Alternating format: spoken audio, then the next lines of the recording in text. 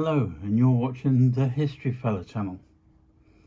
In this video we're looking at Burton Mossman. Burton Mossman had started his working life, like many others at the time, as a cowboy.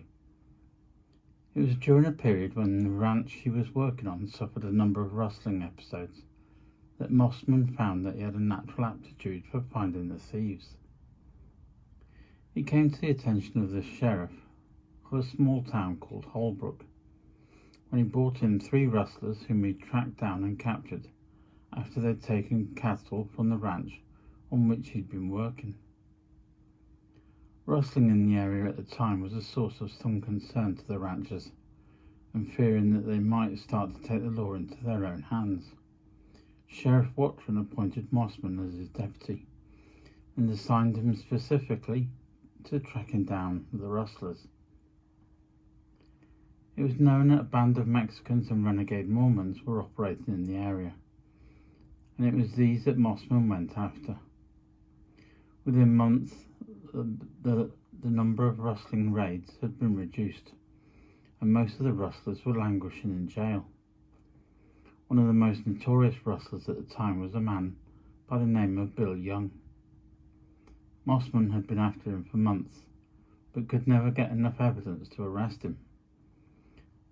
After a number of rustlers had been arrested and convicted, Young suddenly announced he'd had enough of that damned Mossman and headed for Colorado. Burton Mossman was invited to join the Arizona Rangers, a law enforcement agency created by Governor Murphy, and was given the rank of captain. Their first assignment was to investigate a post office robbery carried out by a notorious criminal by the name of Bill Smith with his gang. Within days, Mossman and four other rangers had cornered the gang. 2 were arrested while the remaining 3 escaped. The gang later held up the Union Pacific train in Utah, and during a gunfight with the 3 rangers, 2 of the rangers were shot dead. Mossman, with the help of 2 Indian trackers, went after the gang, but they'd split up, and Bill Smith had headed for Mexico.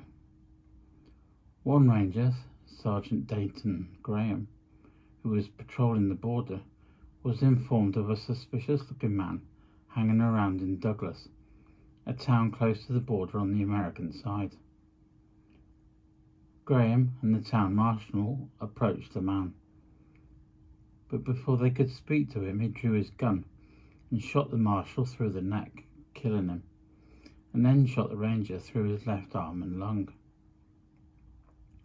Graham survived the shooting and for 2 months lay recovering in bed, vowing to find and kill the man who'd shot him. Mossman, who visited Graham, obtained a description of the man they were after.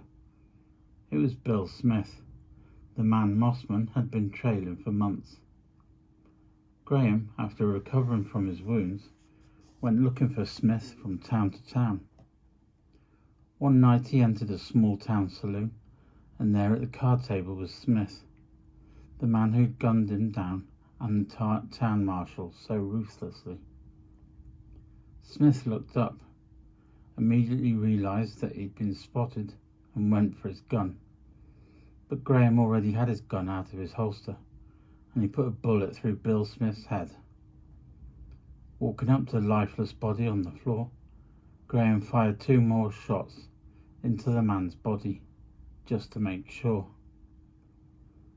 Another of the exploits of Mossman and his rangers was when 6 respectable citizens from a town called Globe were involved in cattle rustling and were arrested by the rangers. The other citizens of the town were so incensed by the manner in which their fellow citizens had been arrested that they put up $2,000 bail for each of the men. The men were released and almost immediately headed for Mexico. When their trial came up, they were nowhere to be found, and the upright citizens of the Globe had to forfeit the bail money.